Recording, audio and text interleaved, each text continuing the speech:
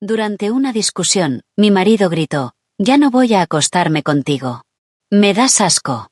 Estos días ni siquiera soporto mirarte. Acéptalo». Yo solo asentí, de hecho, lo acepté de una forma que él jamás vio venir. Hay un momento en todo matrimonio que se está muriendo en el que te das cuenta de que te has vuelto invisible. Para mí, pasó un martes cualquiera, cuando me tiré 3 horas preparando desde cero la comida favorita de Joseph. Puse la mesa con velas de verdad y servilletas de tela, me quité la ropa de trabajo, me puse un vestido, y esperé. Él llegó a las 8:30, miró la mesa, me miró a mí, y su cara hizo algo que yo nunca había visto antes. Se torció con un asco auténtico. ¿Y esto qué es? Ni gracias, ni aprecio por el esfuerzo, solo confusión mezclada con repulsión. Y entonces dijo aquello. Lo que lo terminó todo. «Ya no voy a acostarme contigo. Me das asco. Estos días ni siquiera soporto mirarte. Acéptalo». 7 años de matrimonio, 3 años de felicidad, 4 años de deterioro lento, todo acabando con esas palabras. Soy Amanda, y voy a contarte cómo lo acepté. Pero primero necesitas saber quiénes éramos, porque en la distancia entre quienes fuimos y en quienes nos convertimos, ahí es donde vive la verdadera historia. Ahí fue donde todo se vino abajo. Y ahí fue donde aprendí de lo que era capaz cuando me llevaban demasiado lejos. Tengo 34 años. Soy diseñadora gráfica y trabajo desde nuestro estrecho piso de 2 habitaciones en la ciudad. Joseph tiene 36. Es gestor de cuentas en una empresa mediana del centro. El tipo de sitio donde todo el mundo va vestido con ese estilo informal de oficina y finge que el café de la sala de descanso se puede beber. Se le da bien su trabajo, camelarse a los clientes, cerrar tratos, hacer que las hojas de cálculo parezcan impresionantes durante las presentaciones. Recapio Creative. Obtén notas y un resumen del vídeo. Ahorra horas y saca los puntos clave de vídeos de 1 hora en menos de 1 minuto. Pruébalo gratis. Cuando empezamos, éramos personas distintas. Mejores personas, quizá. O quizás solo personas que todavía no habían aprendido a hacerse daño. Los 3 primeros años fueron de ese tipo de felicidad que te hace creer que has descubierto algo que la mayoría de la gente no llega a encontrar. Los domingos íbamos a desayunar tarde al Mel's Diner de la esquina. Un sitio diminuto, con reservados de vinilo agrietado y una camarera llamada Donna que se sabía nuestro pedido de memoria. Nos quedábamos allí durante horas, compartiendo una torre de tortitas. Él se comía las 2 de arriba, yo las 2 de abajo, discutiendo pistas de crucigramas mientras el café se nos enfriaba. 7 letras, empieza por B, significa abundancia, decía yo, con el bolígrafo suspendido sobre las casillas. Generoso, respondía él sin levantar la vista del móvil. Esos son 8 letras, genio. Entonces la pista está mal. Oh, tú cuentas mal. Éramos insoportables. La clase de pareja que seguramente los demás detestaban. Pero éramos felices de una forma que parecía effortless, como si hubiéramos tropezado con algo que la mayoría se pasa la vida entera buscando. Hacíamos viajes improvisados por carreteras sin destino. Simplemente preparábamos una bolsa el viernes por la tarde y conducíamos hasta que nos apetecía parar. Listas de reproducción horrorosas sonando a todo volumen en los altavoces de su viejo sedán. Canciones que fingíamos odiar, pero que en secreto nos encantaban.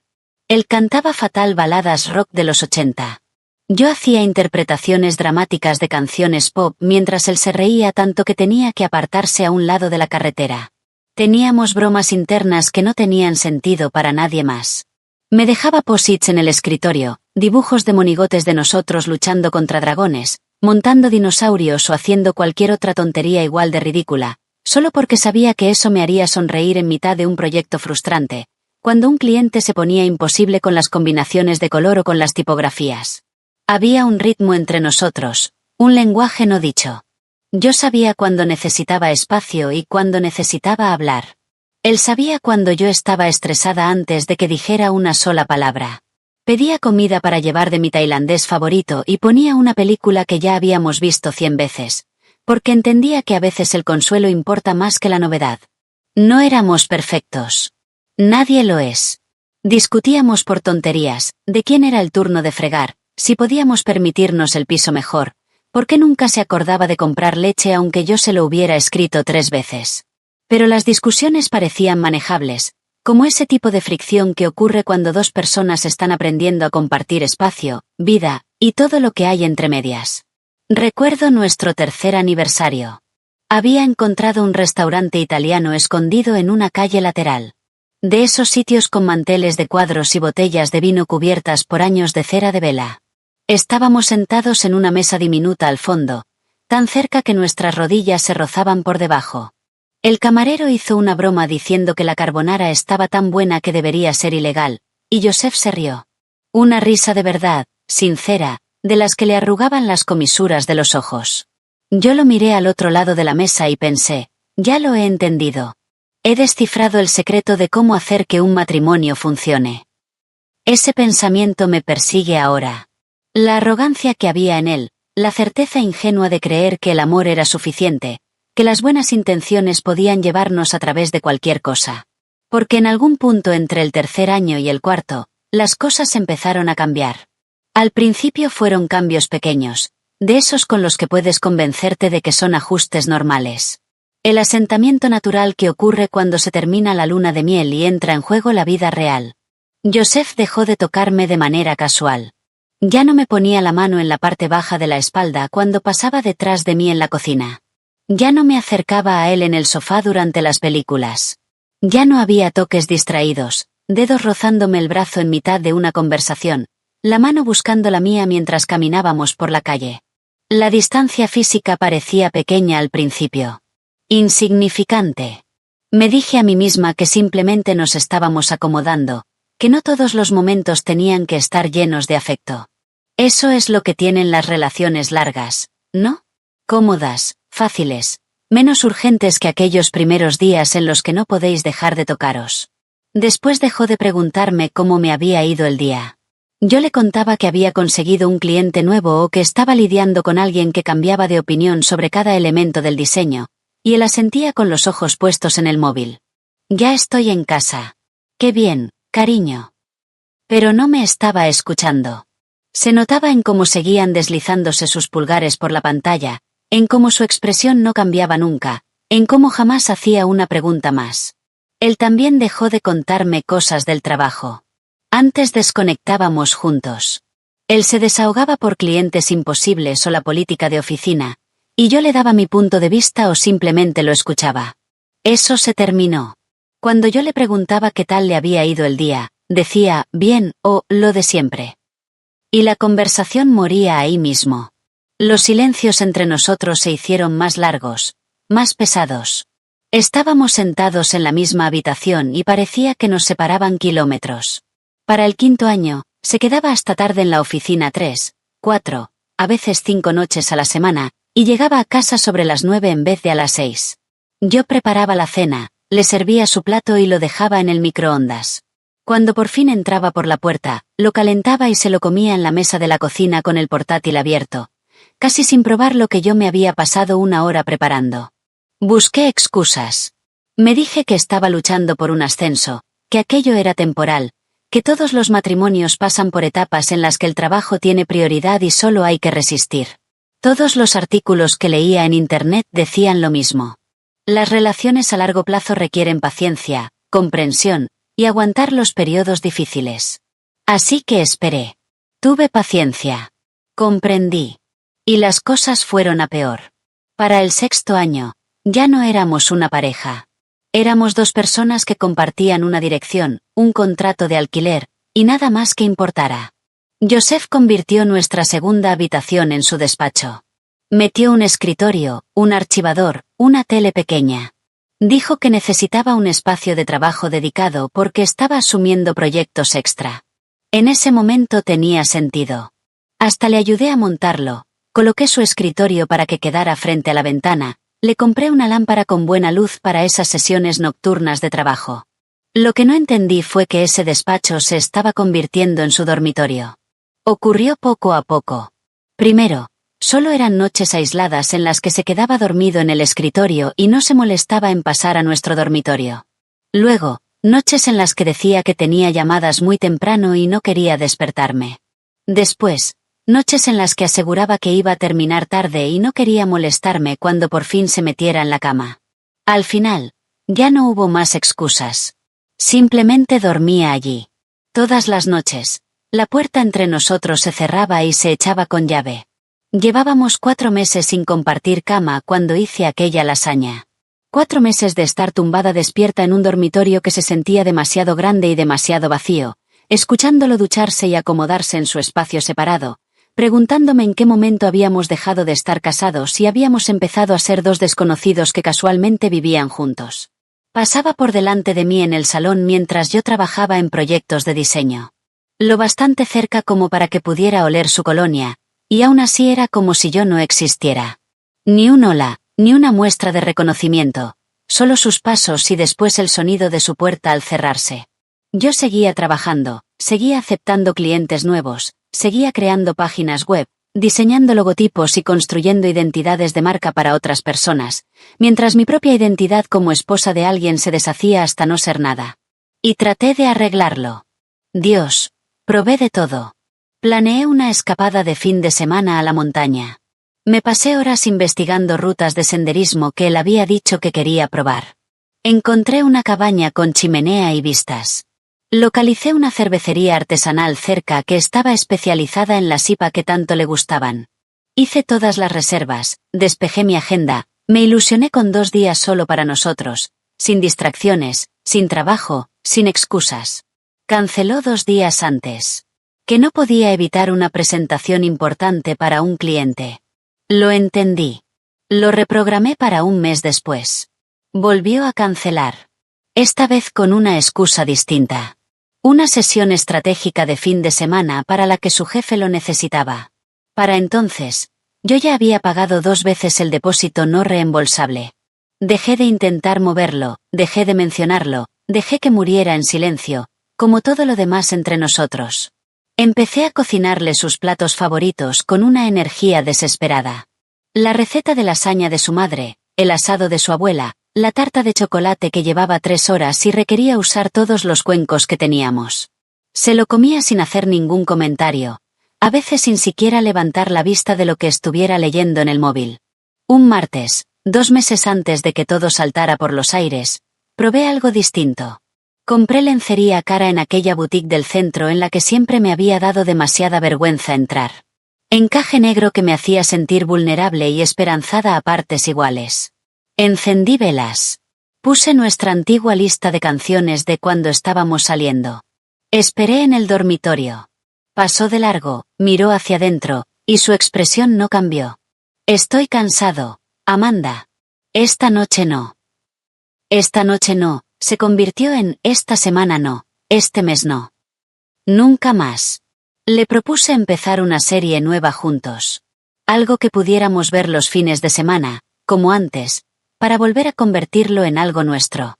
Ah, esa ya la he empezado, dijo, deslizando el dedo por el móvil. Ya voy como por el 6º capítulo. Podemos empezarla otra vez juntos, ofrecí yo, odiando lo pequeña que sonó mi voz. No, no me apetece volver atrás. Prefería verla solo antes que compartir algo conmigo. Ese tendría que haber sido mi toque de atención. Tendría que haber sido el momento en el que me diera cuenta de que estaba luchando por algo que ya estaba muerto. Pero seguí intentándolo, seguí esperando, seguí creyendo que si simplemente lo quería lo suficiente, si me esforzaba lo suficiente, eso bastaría para que volviera a mí. Y así volvemos a aquel martes, a la lasaña, a las velas y al vestido, a las 3 horas de esfuerzo que él miró con asco. Al momento en que por fin dijo en voz alta lo que claramente llevaba meses pensando, que ya no merecía su tiempo, ni su atención, ni su decencia más básica, que le daba asco. Yo me quedé allí de pie, con el plato en la mano, y algo dentro de mí cambió. No se rompió. Romperse implica algo repentino, algo violento. Esto fue más silencioso, como una puerta al cerrarse, como aceptar por fin algo que llevaba demasiado tiempo evitando. Dejé el plato, lo miré, y asentí. Vale, dije. Lo aceptaré. Él pareció sorprendido. Creo que esperaba lágrimas. Esperaba que le suplicara una explicación, o que retirara lo dicho, o que me dijera que podía hacer diferente. En vez de eso, pasé de largo junto a él, fui a nuestro dormitorio, mi dormitorio, cerré la puerta, y empecé a planear exactamente cómo iba a aceptar aquello. No dormí esa noche. Me limité a quedarme tumbada en la oscuridad, mirando el techo, con las palabras de Joseph repitiéndose en bucle en mi cabeza. Me das asco. Estos días ni siquiera soporto mirarte. Hacia las 3 de la madrugada, lo oí moverse en su habitación. La puerta del baño se abrió y se cerró, corrió el agua, y después volvió el silencio. Estábamos a 3 metros, con una pared entre nosotros, y podrían haber sido kilómetros. Me levanté sobre las 6, preparé café, me senté en la mesa de la cocina con el portátil, fingiendo trabajar en un proyecto de un cliente. Las manos se me movían por el teclado, pero en realidad no estaba viendo la pantalla, solo hacía movimientos automáticos porque quedarme quieta me resultaba imposible.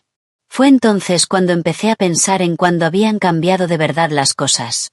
No en la deriva lenta de los años 4 y 5, sino en el giro brusco. En el momento en que Joseph dejó de ser alguien distante y empezó a convertirse en otra persona por completo. El nombre había aparecido de manera casual al principio, quizá hacía 8 meses. Vanessa necesita ayuda con la cuenta de Henderson. Solo otra compañera de trabajo. Otro nombre dentro de la lista de gente con la que trabajaba y a la que yo no conocía ni prestaba apenas atención. Pero después estaba en todas partes. Vanessa y yo vamos a cenar para hablar de estrategia. Vanessa cree que deberíamos reestructurar el enfoque con el cliente. Vanessa me recomendó un restaurante buenísimo en el centro del que yo no había oído hablar. Vanessa. Su nombre empezó a sustituir al mío en el relato de su día a día. Cuando llegaba a casa, cuando todavía de vez en cuando me hablaba, sus historias estaban llenas de ella. Lo que había dicho en una reunión, cómo había manejado a un cliente difícil, sus ideas para la presentación trimestral. Al principio, me dije que era normal. Las amistades del trabajo existen. La gente tiene compañeros con los que encaja a nivel profesional. Después empezó a atender llamadas con ella en el salón, en lugar de hacerlo desde su despacho. Con el altavoz puesto, yo estaba trabajando con el portátil y oía su voz, joven, brillante, con una risa de esas que parecen brotar solas. La clase de risa que hace que a los demás también les entren ganas de reír. Tenía 28 años. Lo sé porque Joseph lo mencionó una vez, explicando por qué tenía perspectivas tan frescas sobre sus cuentas. Tiene 28 años. Ve las cosas de otra manera que la vieja guardia de la oficina. Yo tenía 34, 6 años más, y por lo visto en su cabeza formaba parte de esa vieja guardia. Una tarde la busqué en redes sociales y la encontré enseguida. Vanessa Hart, coordinadora de cuentas en la empresa de Joseph. Pelo rubio con ondas desenfadadas, dientes perfectos en todas las fotos, imágenes en bares en azoteas, en clases de spinning, en brunches con amigas que parecían sacadas de una revista de estilo de vida. Era preciosa, de esa forma effortless que tienen algunas mujeres. De las que se ponen unos vaqueros y una camiseta y aún así parecen arregladas. Aún así parecen encajar en el mundo, mientras que yo sentía que apenas lo ocupaba. Al principio no estaba celosa. ¿Y, no es eso patético? No estaba celosa de que mi marido pasara todo su tiempo con una mujer más joven y guapa. Estaba aliviada. Aliviada de que alguien volviera a hacerlo sonreír. Agradecida de que otra mujer estuviera haciendo el trabajo emocional que yo ya no parecía capaz de hacer bien. Me había vuelto tan pequeña dentro de mi propio matrimonio que estaba agradecida de que otra persona pudiera hacer feliz a mi marido. Esa tendría que haber sido la primera pista de que algo iba muy mal. No en él. En mí. En lo mucho que me había vaciado a mí misma intentando aferrarme a algo que ya se me estaba escurriendo entre los dedos. Los cambios en Joseph empezaron más o menos al mismo tiempo que el nombre de Vanessa se volvió una presencia constante. 6 meses antes de aquel martes por la noche en la cocina, empezó a convertirse en alguien a quien yo no reconocía. Apareció ropa nueva en su armario. Camisas de diseñador abotonadas, en colores que nunca había usado. Burdeos oscuro, verde bosque, blanco impecable que seguramente había que llevar a la tintorería. Vaqueros caros que de verdad le quedaban bien, en vez de esos holgados que llevaba usando años. Una chaqueta de cuero que debió de costar al menos $300. Cuando le pregunté, dijo que le habían dado un bonus y que quería renovar su vestuario. Hay que vestirse para el trabajo que quieres, no para el trabajo que tienes, dijo, como si estuviera citando un póster motivacional. Se compró una colonia nueva. No el aftershave barato que había usado desde que lo conocía, sino algo caro de un mostrador de grandes almacenes. Olía a cedro y a algo más que no supe identificar. Sofisticado. Nada que ver con el Joseph con el que me había casado. Empezó a cortarse el pelo cada 2 semanas, en vez de dejar que le creciera durante meses, como hacía antes. Empezó a pasar 20 minutos en el baño antes de ir al trabajo, en vez de su rutina habitual de 5 minutos. Lo oía ahí dentro, con el agua corriendo, cajones que se abrían y se cerraban. Cuando por fin salía, llevaba el pelo perfectamente peinado, la cara bien afeitada, la camisa metida por dentro en su sitio exacto. Se estaba preparando para algo, o para alguien. Solo que no para mí. Lo del gimnasio fue lo que de verdad lo confirmó. Joseph siempre había sido delgado por naturaleza, nunca le había importado demasiado el ejercicio. Unos años antes, yo le había propuesto apuntarnos juntos a un gimnasio, pensando que podía ser algo que hiciéramos como pareja. Él dijo que era tirar el dinero, que ya hacía suficiente ejercicio caminando por la ciudad. De repente, tenía una membresía en uno de esos sitios caros del centro. Empezó a ir antes del trabajo, a volver con batidos de proteínas en la nevera y táperes de comida preparada que yo jamás le había visto usar antes. Su cuerpo cambió. No de forma drástica, pero sí lo suficiente como para que me diera cuenta. Los hombros se le veían más anchos, el estómago más plano. Empezó a llevar las camisas de otra manera, como si estuviera orgulloso de su aspecto en vez de simplemente taparse. Se estaba vistiendo para alguien, arreglándose para alguien, convirtiéndose en alguien nuevo. No era para mí. Yo lo veía salir del piso cada mañana con pinta de hombre que va a una cita. Colonia echada, pelo perfecto, ropa que le quedaba como si se la hubieran ajustado a medida. Y yo me quedaba allí, en pantalón de chándal y camiseta vieja, preguntándome en qué momento me había vuelto invisible. ¿Cuándo había dejado de ser alguien por quien merecía la pena arreglarse? Su horario se volvió completamente impredecible por la misma época. Siempre había trabajado hasta tarde a veces, pero esto era distinto. Ya no llegaba a casa a las 9. Eran las 11, medianoche, a veces la 1 de la mañana. Yo estaba en la cama fingiendo dormir, esperando oír la llave en la cerradura, escuchándolo entrar en silencio, como si no quisiera despertarme, y después ir directamente al baño. Siempre la ducha. Siempre lavándose el día de encima, o lavándose la evidencia de algo a lo que yo no quería poner nombre. Un jueves por la noche no llegó hasta casi la 1:30.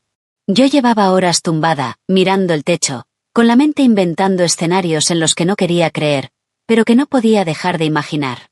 Cuando por fin lo oí en el pasillo, me levanté y fui a encontrarme con él en la cocina. Pareció sobresaltado al verme allí de pie. ¿Dónde has estado?, le pregunté, manteniendo la voz tranquila. Ni siquiera pareció culpable. Eso fue lo que más me impactó. Ni vergüenza, ni incomodidad, solo una leve molestia porque yo estuviera preguntando. Una urgencia de trabajo. Tenía que terminar la presentación para la reunión de la mañana. ¿Hasta la 1:30? Es una cuenta importante. Ya sabes cómo va. Pasó junto a mí para coger agua de la nevera. Entonces lo olí. Perfume. No el mío. Ninguno que yo tuviera. Algo floral y caro. Hueles a perfume, dije. Dio un trago largo al agua. Seguramente se me habrá pegado de alguien de la oficina. En la sala de reuniones hace calor. La gente usa perfumes fuertes. Pedimos cena allí dentro. Vanessa llevaba uno que me dio dolor de cabeza. La verdad, estaba deseando salir. Vanessa, claro, era Vanessa. Una explicación razonable. En las salas de reuniones hace calor. La gente sí usa perfumes fuertes. Las sesiones nocturnas de trabajo sí pasan cuando hay una cuenta grande en juego. Yo quería creerle. Dios, quería creerle tanto que me obligué a creerle. Me obligué a ignorar la forma en que evitaba mirarme a los ojos. Me obligué a ignorar que se había duchado en cuanto llegó a casa. Me obligué a ignorar cada instinto que me gritaba que algo iba mal. Vale, dije. Voy a volver a la cama. Pasé junto a él, me metí otra vez en nuestra cama, mi cama, y lo escuché ducharse por segunda vez esa noche. A la mañana siguiente llamé a Rebecca. Esperé a que Joseph se fuera a trabajar y marqué el número de mi hermana con las manos temblando. Contestó al tercer tono. Hola, ¿qué pasa? ¿Estás ocupada? Algo en mi voz hizo que se detuviera. No. Háblame. Y eso hice. Se lo conté todo. La distancia que había ido creciendo durante años, las noches de llegar tarde, el nombre de Vanessa constantemente en su boca, la forma en que se había transformado, el perfume en su ropa a la 1 de la mañana con una explicación técnicamente razonable pero que se sentía mal. Cuando terminé, al otro lado hubo un silencio largo. Amanda, dijo Rebecca por fin, con cuidado en la voz. O ya te está engañando, o está a punto de hacerlo. No lo sé. Podría haber. Me cortó. Deja de ponerle excusas. Deja de buscar explicaciones razonables para comportamientos que no lo son. No te estás precipitando. Por fin estás llegando a la conclusión a la que las pruebas llevan apuntando durante meses. Yo estaba sentada en el sofá, con el teléfono pegado al oído, sintiendo como algo se abría en mi pecho. ¿Qué se supone que tengo que hacer? Mi voz salió pequeña, rota. ¿Qué quieres hacer? No supe qué contestar. Una parte de mí todavía quería salvar el matrimonio. Todavía creía que si me esforzaba más, si quería mejor, si me veía más guapa, si cocinaba mejor, si me arreglaba más, si adelgazaba, si me volvía más interesante, si me convertía en quien Joseph quisiera que fuera, él volvería a mí. La otra parte, la parte que no me atrevía a reconocer, sabía que Rebecca tenía razón. No lo sé, admití. Entonces empieza a prestar atención, dijo Rebecca. Deja de ignorar lo que tienes delante. Y cuando estés lista para afrontarlo, llámame. Te ayudaré. Nos despedimos. Me quedé sentada en el sofá con el teléfono sobre el regazo, mirando la pared donde Joseph y yo habíamos colgado nuestras fotos de boda 3 años antes. En esas fotos parecíamos tan jóvenes, tan felices, tan completamente ajenos a cómo acabarían las cosas. Pensé en Vanessa, 28 años, rubia, guapa, todo lo que yo ya no era. Y pensé en Joseph llegando a casa a la 1:30 de la madrugada oliendo su perfume, con explicaciones lo bastante plausibles como para esconderse detrás de ellas. Las palabras de Rebecca resonaban en mi cabeza. Deja de ignorar lo que tienes delante. Llevaba meses ignorándolo, quizá más, poniéndole excusas, buscando explicaciones razonables, convenciéndome de que mi marido no era capaz de traicionarme así. Pero la verdad estaba ahí, a plena vista. Y yo había estado eligiendo no verla porque verla significaba afrontarla. Significaba aceptar que mi matrimonio no solo se estaba muriendo. Puede que ya estuviera muerto. Y que lo que viniera después iba a doler más que cualquier cosa que hubiera sentido hasta entonces. Pasé el resto de aquel fin de semana como aturdida. Joseph se quedó en su habitación la mayor parte del sábado y del domingo, saliendo solo para comer o para irse del piso directamente. No hablamos, ni siquiera nos reconocimos el uno al otro. Ahora el silencio tenía peso, era denso y asfixiante. Llegó el lunes y se fue. Luego llegó la mañana del martes, y me desperté con una especie de claridad extraña. Quizá era agotamiento. Hacía semanas que dormía mal. Quizá era desesperación, pero decidí intentarlo una vez más. Un último intento de llegar hasta el antes de aceptar lo que Rebecca llevaba diciéndome. Pasé la tarde entera haciendo lasaña desde cero. Su plato favorito, sin discusión. La receta que me había dado su madre durante nuestro primer año de matrimonio. Escrita a mano en una ficha que ahora estaba manchada y gastada de tanto usarla. La había hecho decenas de veces a lo largo de los años, en su cumpleaños, en celebraciones, en martes cualquiera en los que simplemente quería hacerlo feliz. Puse la mesa con manteles individuales de verdad y servilletas de tela, no con el rollo de papel de cocina que llevábamos usando durante meses. Saqué las velas que nos habían regalado en la boda y que nunca habíamos usado. Las encendí, aunque me parecía ridículo, aunque una parte de mí sabía que aquello no servía para nada. Me quité el chándal y me puse un vestido. Nada elegante, solo un vestido azul marino sencillo que solía ponerme en nuestras citas, cuando todavía teníamos citas. Me maquillé por primera vez en semanas. Rímel, pintalabios, intenté parecerme a la mujer con la que él se había casado, en lugar del fantasma en el que me había convertido. Cuando me miré al espejo, Casi no me reconocí. No porque estuviera guapa. En realidad no lo estaba. Parecía alguien esforzándose demasiado, alguien desesperada, pero ya había dejado atrás el orgullo. Joseph llegó a casa sobre las 8. Oí la llave en la cerradura, lo oí recorrer el pasillo. Yo estaba de pie en la cocina cuando apareció en la puerta. Se detuvo, miró la mesa que había preparado con sus velas y sus manteles, me miró a mí allí, de pie, con vestido y maquillaje, y algo cambió en su expresión. No fue calidez. Ni agradecimiento. Ni siquiera sorpresa. Fue algo feo. La cara se le torció en algo que solo puedo describir como desprecio. ¿Y esto qué es?, preguntó.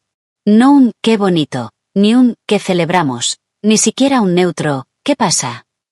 Solo «¿y esto qué es?», con un tono que me hizo caer el estómago.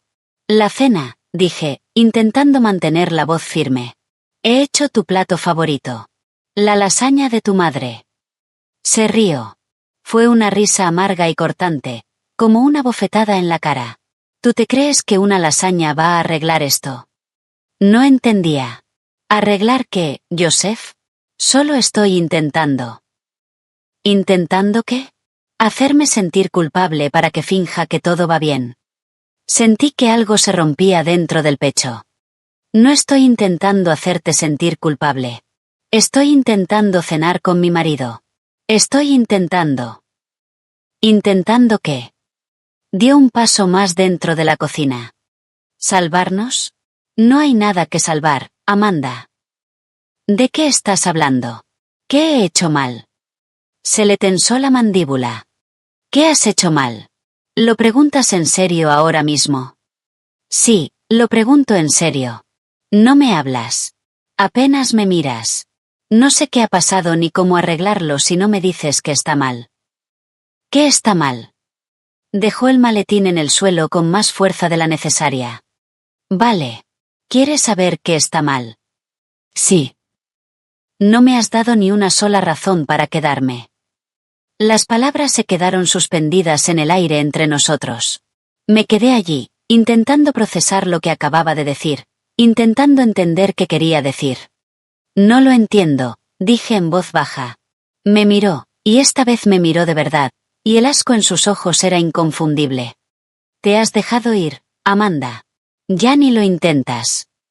Di un paso atrás, como si me hubiera empujado. ¿Qué? Mírate. Hizo un gesto hacia mí, allí de pie con mi vestido y mi maquillaje. El conjunto que me había pasado una hora eligiendo, el esfuerzo que había hecho con mi aspecto por primera vez en meses. Vas en chándal y con el pelo hecho un desastre el 90% del tiempo. Sin maquillaje, sin esfuerzo. Dejaste de preocuparte por cómo te ves, por nosotros, por mí. Cada palabra cayó como un golpe físico. Miré hacia abajo, hacia el vestido que literalmente llevaba puesto en ese momento, y me sentí completamente desorientada. Ahora mismo llevo un vestido, dije, con la voz temblando. Me he maquillado. ¿Yo? Sí, y da pena. Da pena que tengas que esforzarte tanto para parecer medio decente. Antes eras guapa, Amanda. Antes te importaba. El hombre que tenía delante no era mi marido. No podía serlo. Mi marido me había prometido amarme en la salud y en la enfermedad, en lo bueno y en lo malo. Este hombre estaba criticando mi aspecto como si yo fuera una empleada en evaluación, como si mi valor dependiera de lo bien que interpretara el papel de esposa atractiva. Trabajo desde casa, dije, intentando mantener la voz nivelada aunque sentía que me estaba desmoronando por dentro. No necesito arreglarme para sentarme delante del ordenador todo el día. Antes nunca te quejabas. Quizá antes estaba siendo demasiado educado. Demasiado educado. Se me elevó la voz. Estaba siendo una persona decente. Estaba siendo mi marido. Pues quizá estoy cansado de ser educado. Quizá estoy cansado de fingir que no me doy cuenta de que te has rendido por completo. ¿Rendido? Acabo de pasarme 3 horas haciendo tu plato favorito desde cero. He puesto la mesa. Me he arreglado. Lo estoy intentando. Siempre lo estás intentando, me cortó. Ese es el problema. Te esfuerzas muchísimo por arreglar algo que lleva roto años, en lugar de aceptar de una vez que se ha acabado. Se ha acabado. Mi voz salió como un susurro. ¿Estás diciendo que nuestro matrimonio se ha acabado? Se pasó una mano por el pelo, apartando la mirada. Estoy diciendo que ya no puedo seguir con esto. ¿Con qué no puedes seguir? Casado contigo. No puedo fingir que soy feliz cuando no lo soy. No puedo fingir que me atraes cuando no me atraes. No puedo. Se interrumpió a sí mismo. No puedes ¿qué? Exigí. Termina la frase, Joseph. Entonces me miró, y sus ojos estaban fríos, como si estuviera mirando a una desconocida que no le caía especialmente bien. Ya no voy a acostarme contigo, dijo, con una voz que se había vuelto clínica y distante. Me das asco. Estos días ni siquiera soporto mirarte. Acéptalo. La cocina quedó en silencio, salvo por el zumbido del frigorífico y el leve parpadeo de las velas sobre la mesa. Me quedé allí, procesando lo que acababa de decir, que le daba asco, que no soportaba mirarme, que 7 años de matrimonio, 7 años construyendo una vida juntos, no significaban nada frente al desprecio que sentía por en quien me había convertido. Esperé a que se retractara, a que dijera que solo estaba enfadado, que no lo decía en serio, que esas palabras le habían salido mal. No lo hizo. Simplemente se quedó allí mirándome, esperando algo. Lágrimas, seguramente. Que suplicara. Algún tipo de derrumbe que le diera munición para pintarme como la esposa inestable que no podía soportar la verdad. No le di esa satisfacción. Algo dentro de mí se quedó en silencio. No insensible. Todavía sentía todo, el dolor, la humillación, la conmoción. Pero debajo de todo eso había otra cosa. Algo frío, claro, y sorprendentemente sereno. Asentí despacio. Vale, dije. Parpadeó, pillado por sorpresa. De acuerdo. Sí. Lo aceptaré. Esperó algo más, lágrimas, discusión, que me viniera abajo de la forma en que claramente esperaba. No le di nada. Nos quedamos allí, en aquella cocina, con la lasaña enfriándose en los fogones y las velas ardiendo inútilmente sobre la mesa, mirándonos a través de una distancia que no tenía nada que ver con el espacio físico. Tras un largo momento, cogió la chaqueta del respaldo de la silla donde la había tirado. Me voy, dijo. Claro que te vas. Se detuvo en el umbral, medio girado, como si fuera a decir algo más. Pero simplemente se fue. Oí sus pasos por el pasillo, la puerta principal al abrirse y cerrarse, su coche arrancando en el aparcamiento, el sonido de él alejándose. Me quedé sola en la cocina, mirando la cena que me había pasado horas preparando, la mesa que había puesto, el esfuerzo que había hecho y que él había mirado con asco. Después caminé hasta la mesa, apagué las velas de un soplido, y me senté en la silla donde Joseph debería haber estado sentado. Saqué el teléfono y llamé a Rebecca. Contestó al segundo tono. Hola, ¿qué ha dicho? Le doy asco, la interrumpí. Mi voz sonaba extraña, demasiado calmada, como si estuviera contando algo que le había pasado a otra persona. Ha dicho que no soporta mirarme. Me ha dicho que lo acepte. Hubo silencio al otro lado. Luego preguntó, ¿y dónde está ahora? Se ha ido. Se marchó. Voy para allá. No hace falta. Ya estoy cogiendo las llaves. Estoy allí en 20 minutos. Colgó antes de que pudiera protestar. Me quedé sentada en el silencio del piso, mirando la lasaña fría, los platos sin usar, las servilletas que ya no limpiarían la boca de nadie. Y tomé una decisión. Si Joseph quería que lo aceptara, lo iba a aceptar. Iba a protegerme, a documentarlo todo. A averiguar la verdad sobre el Vanessa. Y me iba a asegurar de que se arrepintiera de cada una de las palabras que acababa de decirme. Rebecca apareció 18 minutos después con 2 cafés grandes y una expresión de determinación sombría. Cuéntamelo todo, dijo, dejando el café delante de mí. Y eso hice.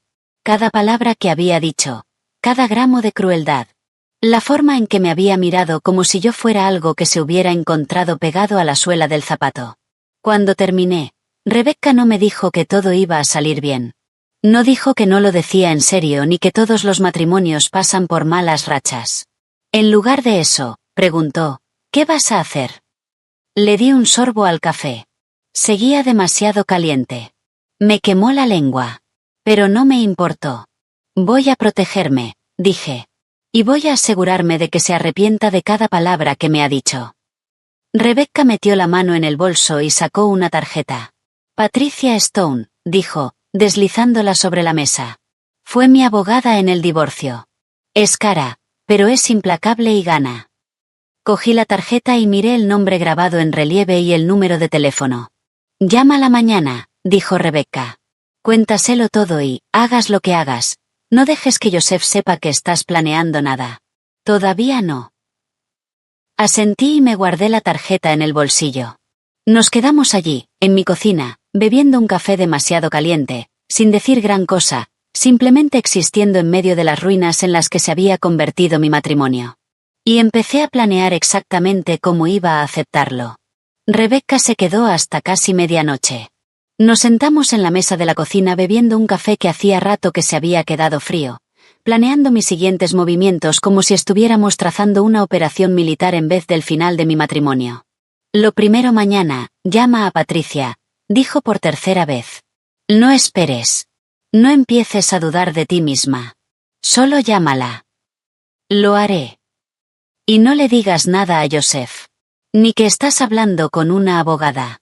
Ni que estás planeando nada. Actúa con normalidad. Casi me reí al oír eso. ¿Normalidad?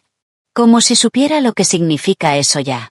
Después de que Rebecca se fuera, me quedé sola en el piso escuchando el silencio. Joseph todavía no había vuelto. Ya había pasado la medianoche de un miércoles. Ninguna urgencia de trabajo dura hasta medianoche un miércoles. Me levanté y caminé hasta el archivador de la esquina del salón. Allí guardábamos todos nuestros documentos importantes. Certificados de nacimiento, tarjetas de la Seguridad Social, papeles del seguro, y nuestro acuerdo prenupcial. Saqué el sobregrueso de papel manila, el que no había tocado desde que lo archivamos 7 años antes, después de la boda. Los padres de Joseph habían insistido en ello. Su madre, en concreto, diciendo que era solo una protección estándar para ambas partes, que ahora todo el mundo lo hacía, que no significaba que no confiáramos el uno en el otro. Yo lo había firmado sin leerlo con atención. Estábamos enamorados. Nos íbamos a casar. El acuerdo prenupcial me parecía un trámite, algo que sus padres necesitaban para quedarse tranquilos, pero que nunca tendría ninguna importancia de verdad. Extendí el documento sobre la mesa de la cocina y empecé a leer. A leer de verdad, no solo a echarle un vistazo rápido como hice entonces. La mayor parte era estándar. Reparto de bienes adquiridos antes del matrimonio, protección de herencias individuales, especificación de cuentas bancarias separadas. Pero entonces lo encontré, en la página 7, redactado con una claridad sorprendente para tratarse de un documento legal, una cláusula de infidelidad. Si cualquiera de las dos partes podía demostrar que la otra había sido infiel durante el matrimonio, la parte infiel perdería todos los derechos sobre los bienes comunes. Se iría solo con lo que ya era suyo antes del matrimonio. Sin reparto de cuentas conjuntas, sin pensión compensatoria, sin nada. Lo leí 3 veces para asegurarme de que lo estaba entendiendo bien. Después le hice una foto con el móvil y se la envié a Rebecca. Aunque era casi la 1 de la mañana, respondió en menos de 30 segundos. Esto es oro. Ahora solo necesitas pruebas. Me quedé allí, en el piso en silencio, con el documento en las manos, y sentí que algo cambiaba. Los padres de Joseph habían querido proteger a su hijo de una cazafortunas hipotética. En cambio, sin querer, me habían dado el arma que necesitaba para protegerme de él. La ironía no se me escapaba. Tampoco la oportunidad. Llamé a Patricia Stone a la mañana siguiente a las 9 en punto. Su asistente me pasó la llamada tras una breve espera. Patricia al habla. Su voz era profesional, eficiente. Me llamo Amanda Parker. Mi hermana Rebecca contó con usted para su divorcio. Me dio su número. La hermana de Rebecca Harley. Sí. ¿Qué puedo hacer por usted? Se lo conté todo. La distancia, el desprecio, la sospecha sobre Vanessa, las palabras crueles de 2 noches antes. Escuchó sin interrumpirme, cosa que agradecí. ¿Tiene un acuerdo prenupcial?, preguntó cuando terminé. Sí, con una cláusula de infidelidad. Bien. Envíeme una copia y empiece a documentarlo todo. Las noches en las que llega tarde, gastos extraños, cualquier evidencia de infidelidad, correos, mensajes, datos de ubicación, si puede conseguirlos. Cuantas más pruebas tenga, más fuerte será su caso. ¿Y cómo consigo ese tipo de pruebas sin saltarme la ley? Cuentas conjuntas, dispositivos compartidos, cualquier cosa que técnicamente esté a nombre de ambos. Eso se puede usar. No entre en su teléfono o su correo personal por la fuerza. Pero si él es descuidado y deja algo desbloqueado, ese es su problema, no el suyo. Hablamos otros 20 minutos sobre estrategia, plazos y costes. Era cara. $1.400 la hora, con una provisión inicial de 10.000. Pero Rebecca tenía razón. Patricia merecía la pena. Después de colgar, abrí por internet los extractos de nuestra tarjeta de crédito. La cuenta conjunta a la que nunca había prestado demasiada atención porque Joseph siempre se ocupaba de las facturas. Empecé a revisar los cargos metódicamente, mes por mes, buscando patrones, y los encontré. Cena en Marcos, un italiano de lujo en el centro, $187. Yo nunca había estado allí. Cuando comprobé la fecha, era un jueves por la noche en el que Joseph me había escrito diciendo que iba a trabajar hasta tarde. Cargo en hotel. David More, un hotel boutique en el distrito financiero. $295 por una noche. La fecha era de 3 semanas antes. La misma noche en que aseguró que tenía una reunión con un cliente a primera hora al otro lado de la ciudad y que tenía más sentido dormir cerca.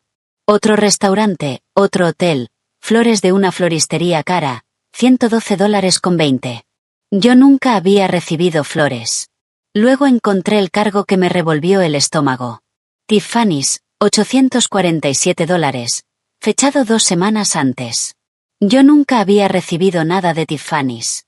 Hice capturas de pantalla de todo, las organicé por fecha en una carpeta del portátil, y la llamé Documentos Fiscales 2023, porque a Joseph jamás se le ocurriría abrir algo tan aburrido. Cada cargo contaba una historia. Cada recibo era una prueba. Cada mentira era evidencia documentada que respaldaba la cláusula de infidelidad. Ya no estaba enfadada. O quizás sí, pero era una rabia fría ahora. Controlada, metódica. La rabia es caótica. Las pruebas son limpias. Fue entonces cuando me fijé en la tableta, nuestra tableta compartida, la que Joseph usaba para el correo del trabajo. La había dejado aquella mañana sobre la encimera de la cocina. Y cuando la cogí para apartarla, me di cuenta de que no la había bloqueado. Me quedé allí sosteniéndola, pensando en lo que Patricia había dicho. Los dispositivos compartidos son juego limpio. Abrí el navegador y busqué aplicaciones de rastreo. Encontré una que tenía buenas reseñas, que decía ser indetectable y capaz de replicar mensajes y datos de ubicación en otro dispositivo. Me llevó menos de 5 minutos instalarla y sincronizarla con mi móvil. Me sentí culpable al hacerlo, como si estuviera invadiendo su intimidad, cruzando una línea de la que ya no podría volver, pero entonces pensé en los hoteles, en las joyas, en la risa de Vanessa sonando por el altavoz mientras yo estaba invisible en la habitación de al lado. Él había cruzado la línea primero. Dejé la tableta donde la había encontrado y volví a trabajar en el diseño de un logotipo para un cliente. Intenté concentrarme en combinaciones de color y elecciones tipográficas mientras mi móvil estaba a mi lado, sincronizando datos de los mensajes de Joseph. En menos de 24 horas ya tenía todo lo que necesitaba. Mensaje a Vanessa enviado a las 2:47 de la tarde de un martes. No veo la hora de que llegue este fin de semana. Solo tú y yo. Sin interrupciones. Otro, a las 11:23 de la noche de un miércoles. Ella no tiene ni idea. Y, sinceramente, ya ni me importa que se entere. Ya estoy cansado de fingir. Y el que más me dolió, enviado a las 4:15 de la tarde de un jueves. Tú eres todo lo que ella no es. Guapa, emocionante, llena de vida. Tendría que haberla dejado hace meses. Solo estoy esperando el momento adecuado. Los datos de ubicación mostraban exactamente lo que yo sospechaba. Joseph había estado yendo a una dirección en el Pearl District.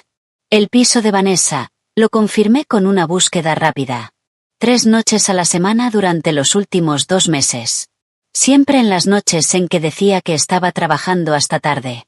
Me senté en nuestro sofá leyendo mensajes en los que mi marido me describía como una carga, como alguien con quien estaba atrapado, como el obstáculo entre él y su felicidad con alguien más joven, más guapa, más emocionante. Cada mensaje era como un pequeño corte. Por separado dolían. Juntos eran devastadores. Pero no lloré, no me derrumbé, simplemente guardé todo, lo respaldé en 3 servicios distintos en la nube, y lo añadí a mi carpeta de pruebas. El siguiente paso era protegerme económicamente. Fui a otro banco, al otro lado de la ciudad, uno en el que Joseph nunca entraría por casualidad, y abrí una cuenta solo a mi nombre. Le dije al empleado que estaba planeando algunos gastos sorpresa y quería llevarlos por separado. Después empecé a transferir dinero desde nuestros ahorros conjuntos. Cantidades pequeñas, $1.300 aquí, 500 allá. Nada lo bastante grande como para activar alertas o levantar sospechas de inmediato, solo lo suficiente para crear un colchón para lo que viniera después. En 2 semanas ya tenía $15.000 asegurados en una cuenta cuya existencia Joseph desconocía. También empecé a cambiar contraseñas. Todos los servicios de suscripción que yo pagaba y que Joseph usaba.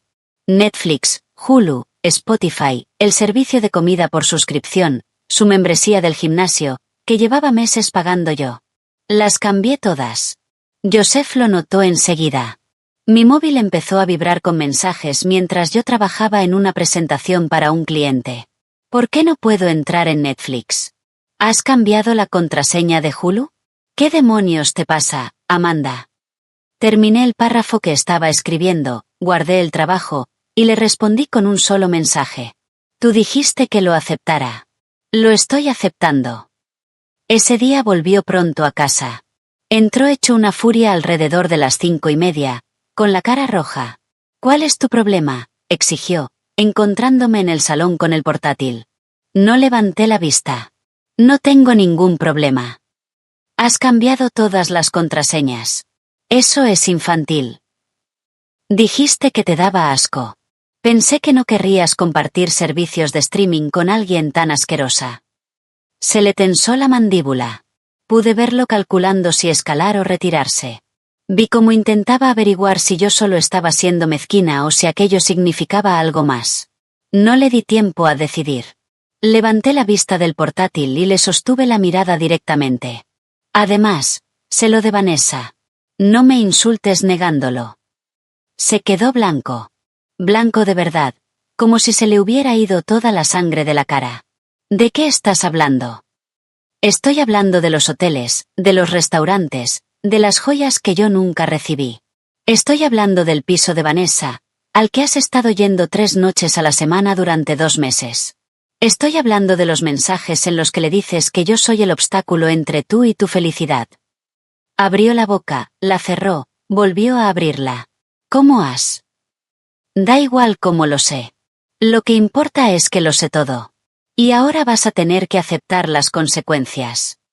Volví a mirar el portátil. Lo descarté como si fuera una interrupción de mi trabajo en vez de mi marido de 7 años.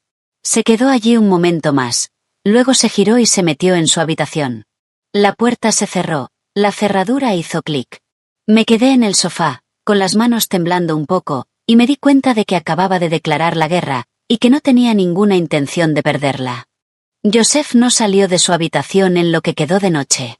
Yo me quedé en el salón trabajando en proyectos de clientes, escuchando el silencio tras su puerta cerrada y sintiéndome extrañamente calmada. Ese tipo de calma que llega cuando por fin dejas de luchar contra la realidad y empiezas a aceptarla. Hacia las 10 de la noche oí abrirse su puerta. Pasos en el pasillo. Apareció en la entrada del salón, y por su cara se notaba que llevaba rato preparándose para aquella conversación. Tenemos que hablar, dijo. No levanté la vista del portátil. ¿Sobre qué? Sobre lo que dijiste antes. Sobre Vanessa. ¿Qué pasa con ella? Entró más en la habitación y se pasó una mano por el pelo. Está sacando conclusiones precipitadas, haciendo suposiciones basadas en, ni siquiera sé en qué estás basando esto. Guardé el trabajo, cerré el portátil, y lo miré directamente. No estoy sacando conclusiones precipitadas, Joseph. Tengo pruebas. ¿Pruebas de qué? ¿De que tengo una compañera con la que me llevo bien? Eso no. Saqué el teléfono, abrí la carpeta de capturas y la levanté para que la viera. Su mensaje a Vanessa. No veo la hora de que llegue este fin de semana. Solo tú y yo. Sin interrupciones. Su expresión cambió. La rabia defensiva se desmoronó y dejó paso a otra cosa. Susto, miedo, quizá el principio de comprender que lo habían pillado. ¿De dónde ha sacado eso? Pasé a la siguiente captura. Ella no tiene ni idea. Y, sinceramente, ya ni me importa que se entere. Amanda, puedo explicarlo. Otra captura. Tú eres todo lo que ella no es. Guapa, emocionante, llena de vida. Tendría que haberla dejado hace meses. Se quedó pálido. Alargó la mano hacia el móvil como si pudiera hacer desaparecer la prueba solo con tocarla. Yo lo retiré. No importa cómo los conseguí, dije, con la voz firme. Lo que importa es que lo sé todo. Los hoteles, los restaurantes, los $800 que te gastaste en Tiffany's en unas joyas que yo nunca recibí. Los 2 meses de mentiras. Abrió la boca, la cerró, la volvió a abrir como un pez ahogándose en el aire. No entiendes el contexto. ¿El contexto? Casi me reí. ¿Qué contexto hace que esos mensajes estén bien, Joseph? ¿Qué contexto hace aceptable gastar nuestro dinero en habitaciones de hotel con otra mujer? Estaba confundido, dijo, y ya se le colaba la desesperación en la voz. El trabajo ha sido muy estresante, tú y yo teníamos problemas, y Vanessa simplemente estaba ahí cuando necesitaba a alguien. Así que la culpa es mía. Me puse en pie. Me engañaste porque yo no estaba lo bastante disponible, porque yo no era lo que sea que Vanessa es. No, eso no es lo que estoy diciendo. Entonces, ¿qué estás diciendo? Me miró, y vi cómo intentaba averiguar qué estrategia podía funcionarle. Negarlo no le había funcionado. Ahora estaba cambiando de estrategia y adoptando el papel de víctima. Cometí un error, dijo en voz baja. Lo estaba pasando mal y cometí un error estúpido. Pero podemos arreglarlo. Podemos ir a terapia, superarlo. La gente sobrevive a una infidelidad todos los días. Me dijiste que te daba asco, lo interrumpí. Hace 3 días te plantaste en nuestra cocina y me dijiste que ni siquiera soportabas mirarme. Esas no son las palabras de alguien que cometió un error. Son las palabras de alguien que llevaba meses desconectado y solo estaba esperando el momento adecuado para hacerlo oficial. Estaba enfadado. No quería decir. Sí que querías. Querías decir cada palabra. Y, sinceramente, me alegro de que por fin lo dijeras, porque ahora sé exactamente cuál es mi lugar. Dio un paso hacia mí. Amanda, por favor. Llevamos 7 años juntos. Eso tiene que significar algo. Podemos superarlo. No, dije. No podemos. Porque yo no quiero. Las palabras se quedaron suspendidas en el aire entre nosotros. Vi el momento exacto en que le llegaron. El momento en que entendió que yo ya no iba a seguir luchando por aquel matrimonio. ¿Qué estás diciendo? Estoy diciendo que se ha acabado. Tú querías salir de esto, tuvieras o no el valor de admitirlo. Así que voy a darte lo que quieres. Yo nunca dije que quisiera irme. No hacía falta. Lo dijiste con cada noche de llegar tarde, con cada mentira, con cada mensaje a Vanessa en el que describías cuánto mejor es ella que yo. Lo dijiste cuando me dijiste que te daba asco. Se quedó callado un momento. ¿Y qué? ¿Vas a tirar 7 años por la borda así como así? Yo no estoy tirando nada. Eso ya lo hiciste tú. Yo solo lo estoy aceptando, como me dijiste. Cogí el portátil y pasé junto a él hacia el dormitorio. Me agarró del brazo, no fuerte, pero lo suficiente para detenerme. No hagas esto, dijo. Bajé la vista hacia su mano en mi brazo y luego volví a mirarle a la cara. Suéltame. Lo hizo de inmediato, como si se hubiera quemado. Se acabó, Joseph. Acéptalo. Entré en el dormitorio y cerré la puerta. A la mañana siguiente llamé a Patricia antes incluso de que Joseph se despertara. Quiero presentar la demanda, dije cuando contestó. ¿Estás segura? Completamente. Entonces ven hoy. Lo tendré todo preparado. Me reuní con ella en su despacho a las 10 de la mañana. Un edificio de oficinas en el centro, planta 14, despacho en la esquina con ventanas que daban a la ciudad. Todo en aquel lugar transmitía éxito, competencia, control. Patricia tenía los papeles extendidos sobre la mesa de reuniones. Demanda de divorcio, reparto de bienes basado en la cláusula de infidelidad, disposiciones de custodia no aplicables, no teníamos hijos, calendario para abandonar la vivienda compartida. Repásalo conmigo una vez más, dijo. Quiero asegurarme de que entiendes lo que estás firmando. Me explicó cada apartado. Cómo el acuerdo prenupcial protegía mis bienes individuales y los suyos. Como la cláusula de infidelidad implicaba que él perdía cualquier derecho sobre todo lo que habíamos adquirido conjuntamente durante el matrimonio. Como yo me quedaba con el piso porque el contrato de alquiler estaba a mi nombre. Como él se quedaba con su coche, sus objetos personales, sus cuentas bancarias individuales. Te vas limpia de esto, dijo Patricia. Sin pensión compensatoria ni a pagar ni a cobrar. Sin reparto de bienes comunes. Él se queda con lo suyo. Tú con lo tuyo. Me quedé sentada allí con el bolígrafo en la mano, pensando en 7 años de matrimonio. En los años buenos, cuando habíamos sido felices. En la lenta decadencia, cuando todo empezó a derrumbarse. En la crueldad de aquella noche de martes en la cocina. En la traición documentada en capturas de pantalla y extractos de tarjeta. Todavía puedes echarte atrás, dijo Patricia en voz baja. No tienes por qué presentar la demanda si no estás lista. Pensé en la cara de Joseph cuando me dijo que le daba asco. Pensé en el piso de Vanessa, donde había pasado noches que tendrían que haber sido nuestras. Pensé en el recibo de Tiffany's por unas joyas que yo jamás había visto. Firmé los papeles. Patricia asintió y los recogió con eficacia. Haré que se los notifiquen en su oficina. Público, profesional. Sin margen para que monte una escena. Gracias. Esto se va a poner feo, advirtió. Va a pelearlo. Siempre lo hacen cuando hay dinero de por medio. Que lo pelee. Yo tengo las pruebas. Sí, las tienes. Salí de su despacho sintiéndome más ligera de lo que me había sentido en meses, como si llevara una carga pesada y por fin la hubiera soltado.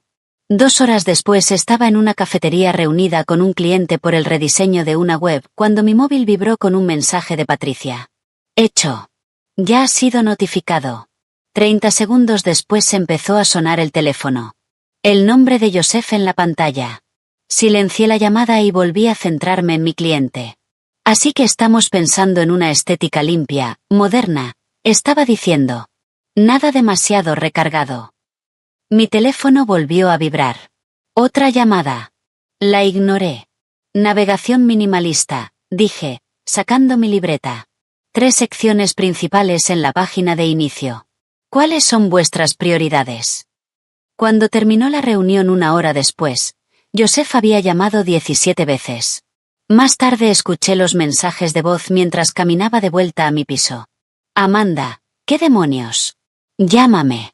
No entiendo qué está pasando. Tenemos que hablar. Esto es una locura. No puedes pedir el divorcio sin hablarlo conmigo antes. Su voz fue pasando de la confusión a la rabia y después a algo cercano a la desesperación en el último mensaje. Por favor, llámame. Podemos arreglarlo. Sé que podemos. Los borré todos sin responder. En su lugar le mandé un solo mensaje. Dijiste que no soportabas mirarme. Ahora ya no tienes que hacerlo. Después apagué el móvil y me fui a casa. Acababa de entrar por la puerta cuando alguien empezó a aporrearla desde fuera. Fuerte, agresivo, imposible de ignorar. Amanda, abre la puerta. Ya había cambiado las cerraduras esa misma tarde. Había llamado a un cerrajero justo después de salir de mi reunión con Patricia. El contrato estaba a mi nombre. Tenía todo el derecho. Abrí la puerta, pero me quedé de pie en el marco bloqueándole la entrada. ¿Qué quieres, Joseph? Parecía sinceramente impactado, como si no pudiera creerse que de verdad hubiera llegado hasta el final. ¿Qué quiero? Has pedido el divorcio sin siquiera hablar conmigo. Casi me eché a reír. ¿Cómo tú empezaste una aventura sin hablar conmigo? Eso es distinto. ¿Cómo? ¿Cómo es distinto? Intentó pasar junto a mí para entrar en el piso. No me moví, y él no estaba dispuesto a abrirse paso por la fuerza. Este también es mi piso, dijo. En realidad no lo es. Mira el contrato. Solo aparece mi nombre desde que nos mudamos. Puedes recoger tus cosas con un aviso por escrito de 24 horas. Se le puso la cara roja. No puedes hacer esto. Ya lo he hecho. Saqué el móvil y volví a abrir las capturas. Le enseñé los mensajes con Vanessa, los recibos de hotel, los cargos de la tarjeta por cenas y regalos que yo nunca había recibido. Tus padres incluyeron una cláusula de infidelidad en nuestro acuerdo prenupcial, dije con calma. Si una de las partes puede demostrar que la otra fue infiel, quien engaña se va solo con sus bienes individuales. Sin propiedad conjunta, sin pensión, sin nada. Vi cómo procesaba la información. Vi el momento exacto en que entendió lo que estaba a punto de perder. Tú te vas con lo tuyo, continué. Yo me voy con lo mío. Firma los papeles o alarga esto en los tribunales. Tú eliges. Empezó a llorar. Lágrimas de verdad corriéndole por la cara. De ese tipo de llanto que parece diseñado para manipular. Te quiero, dijo, con la voz quebrada. Sé que la he fastidiado, pero te quiero y podemos arreglarlo. Lo miré y no sentí nada. Ni rabia, ni tristeza, solo una certeza fría y nítida de que aquello se había terminado. No, dije. No me quieres. Lo que quieres es no perder la mitad de tus bienes. Pero ya es demasiado tarde para eso. Di un paso atrás y cerré la puerta con llave. Me quedé allí escuchándolo golpear durante 5 minutos más, hasta que por fin se fue. Y fue entonces cuando supe que había ganado. A la mañana siguiente me desperté con 3 correos de una dirección que no reconocía. Los asuntos eran suficientemente claros. Relativo al procedimiento de divorcio Parker contra Parker. Joseph había contratado a un abogado. Reenvié los correos a Patricia sin leer más allá del primer párrafo y fui a prepararme un café. Me temblaban un poco las manos, pero no de miedo, sino de adrenalina, de entender que ahora sí estaba ocurriendo de verdad. Patricia me llamó 20 minutos después. Su abogado es Richard Brennan, dijo. Ya me he enfrentado a él antes. Es competente, pero predecible. Y ahora mismo está intentando agarrarse a un clavo ardiendo. ¿Qué está diciendo?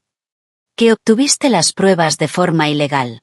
Que el acuerdo prenupcial debería invalidarse. Que fuiste tú quien abandonó emocionalmente el matrimonio antes de que Joseph se involucrara con Vanessa. Tácticas estándar de distracción cuando las pruebas están en su contra. ¿De verdad puede argumentar esas cosas? Puede argumentar lo que quiera. No significa que un juez vaya a escucharle. Todo lo que reuniste salió de cuentas conjuntas y dispositivos compartidos. Completamente legal. El acuerdo prenupcial se firmó con asesoramiento jurídico independiente para ambas partes, sin coacción y con tiempo suficiente para revisarlo. Y el abandono emocional no es motivo para invalidar una cláusula de infidelidad. Hizo una pausa. Solo está intentando salvar a Joseph de las consecuencias de sus propias decisiones. Entonces, ¿qué hacemos? Nada. Respondemos con calma, aportamos la documentación, y dejamos que Brennan se desgaste solo. Sabe que va a perder. Esto va de retrasar lo inevitable y esperar que tú negocies. Yo no voy a negociar. Bien. No lo hagas. Durante la semana siguiente el tira y afloja legal continuó. Brennan presentó una moción alegando que el acuerdo prenupcial era abusivo. Patricia respondió con los documentos originales, demostrando que ambos habíamos tenido representación legal y tiempo de sobra para revisar antes de firmar. Brennan intentó argumentar que yo había descuidado emocionalmente el matrimonio, creando unas circunstancias que habían empujado a Joseph a caer en brazos de otra mujer.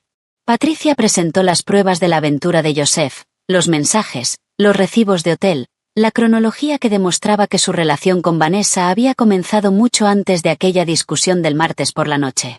Su abogado se está agarrando a cualquier cosa, me dijo Patricia en una de nuestras llamadas. Esto es lo que parece la desesperación en términos legales. Debería haberme sentido reivindicada. Quizá, en algún nivel, sí. Pero sobre todo me sentía cansada. Cansada de pelear. Cansada de que mi matrimonio se diseccionara en lenguaje jurídico. Cansada de que Joseph siguiera encontrando maneras de convertirme a mí en la villana de su historia. Entonces llamó su madre. Era un jueves por la tarde. Yo estaba trabajando en el diseño de un logotipo para un cliente nuevo cuando el móvil sonó con un número que no reconocí de inmediato. Estuve a punto de dejar que saltara el buzón, pero algo hizo que contestara. Diga. ¿Cómo te atreves? Ni una presentación, solo 3 palabras cargadas de veneno. Reconocí la voz al instante. Ellen, la madre de Joseph. ¿Cómo te atreves a hacerle esto a mi hijo? Me senté. El lápiz digital quedó inclinado sobre la mesa mientras me echaba hacia atrás en la silla. Hola, Ellen. No me vengas con hola, Ellen.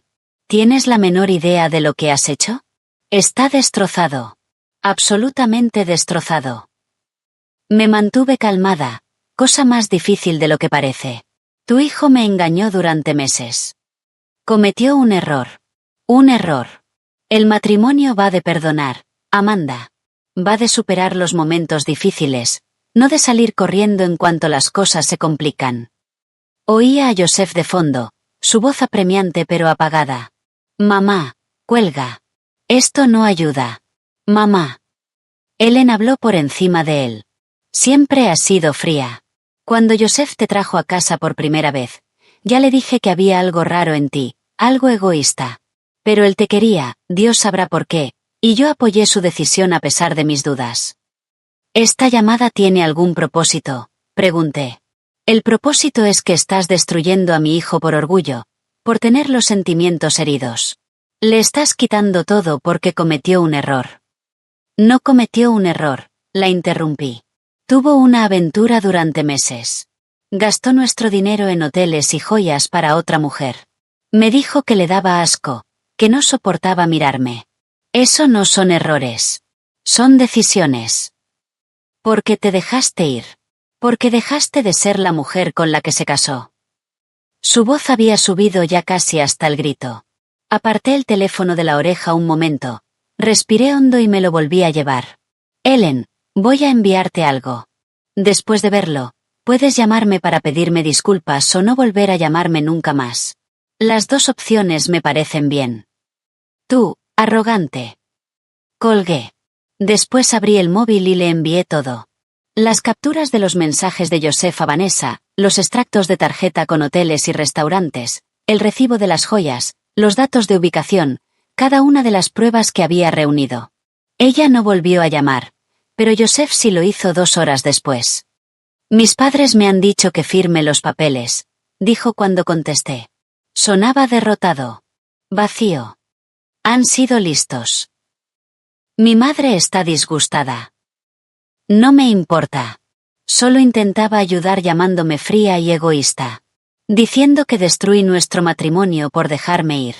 Sí, eso ayuda muchísimo. Se quedó callado un momento. Me ha mandado lo que le enviaste. Los mensajes. Todo. Bien. Entonces ahora ya conoce la verdad. Dice que tengo que firmar y seguir adelante. Que pelear esto solo va a empeorarlo. Tu madre tiene razón. Otra pausa. Nunca quise que terminara así. Entonces no deberías haberme engañado. Colgué antes de que pudiera responder. En medio de todo, las batallas legales, el drama familiar, el bombardeo constante de correos y llamadas, Rebecca era la única persona que me mantenía cuerda. Venía casi todas las tardes después del trabajo, normalmente con comida para llevar porque sabía que yo no estaba comiendo bien. Nos sentábamos en mi mesa de la cocina y me dejaba desahogarme o quedarme en silencio, según lo que necesitara. Una noche, más o menos 2 semanas después de empezar el proceso legal, me derrumbé por completo. No específicamente por Joseph, sino por lo que aquella traición significaba, por lo que decía de mí. Pasé 7 años construyendo una vida con alguien que decidió que yo era prescindible, dije entre lágrimas que me sorprendieron por la intensidad con que salían. 7 años queriendo a alguien, intentando hacerlo feliz, siendo una buena esposa. Y no fue suficiente. Yo no fui suficiente. ¿Qué dice eso de mí? Rebecca me agarró por los hombros y me obligó a mirarla. Dice que eres humana, afirmó con firmeza. Dice que quisiste a alguien que no se lo merecía. Eso no es un defecto de carácter, Amanda. Es solo mala suerte. Pero tendría que haberlo visto venir. Las señales estaban todas ahí. Para. Deja de hacer eso. Deja de convertir esto en culpa tuya. Tú no eres responsable de sus decisiones. No eres responsable de que él sea un cobarde incapaz de ser sincero con lo que quería. Se volvió a sentar, con la expresión suavizándose. Cuando Marcus me dejó, yo hice lo mismo. Cuestioné todo sobre mí. Si era demasiado exigente, demasiado independiente, si no era lo bastante atractiva, ni interesante. Me volví loca intentando averiguar qué había hecho mal. ¿Y qué cambió? Que me di cuenta de que estaba haciéndome la pregunta equivocada. No era ¿qué hice mal?, sino ¿por qué me quedé tanto tiempo con alguien que me hacía sentir que tenía que ser otra persona para que me quisieran? Alargó la mano por encima de la mesa y me apretó la mía. Vas a superar esto. Y al otro lado vas a estar mejor que nunca. Aquella noche no me la creí, pero quería hacerlo. 3 semanas después de presentar la demanda nos reunimos en el despacho de Patricia para la conferencia de acuerdo. Joseph por fin había aceptado firmar. La sala de reuniones parecía demasiado grande y demasiado pequeña al mismo tiempo. Demasiado grande para los 4 que estábamos allí, yo, Joseph y nuestros respectivos abogados. Demasiado pequeña para todo el dolor, la rabia y la traición que habíamos llevado dentro. Nos sentamos uno frente al otro a la larga mesa de reuniones. Él tenía muy mal aspecto, como si no hubiera dormido, como si el peso de las consecuencias por fin se le estuviera cayendo encima. Patricia y Brennan repasaron cada detalle con precisión metódica. Reparto de bienes basado en la cláusula de infidelidad. ¿Quién se quedaba con qué? Calendario para que Joseph sacara sus pertenencias del piso. Reparto de la pequeña cantidad que quedaba en los ahorros conjuntos después de que yo ya hubiera trasladado mi parte a mi cuenta privada. Joseph no dejaba de mirarme como si esperara algo de mí, que me derrumbara, que cambiara de idea, que dijera que todo aquello era un error y que podíamos empezar de nuevo. Yo mantuve el rostro neutro, firmé donde Patricia me indicaba. No le dirigí ni una sola palabra directamente. Cuando terminó todo, cuando todos los papeles estuvieron firmados, testificados y presentados, nos levantamos. Patricia estrechó la mano de Brennan con cortesía profesional. Luego salimos, Joseph y yo avanzando hacia los ascensores juntos por pura memoria muscular. Llegó el ascensor. Entramos y bajamos 14 plantas en completo silencio. Cuando llegamos al aparcamiento se detuvo junto a su coche. Yo seguí caminando hacia el mío.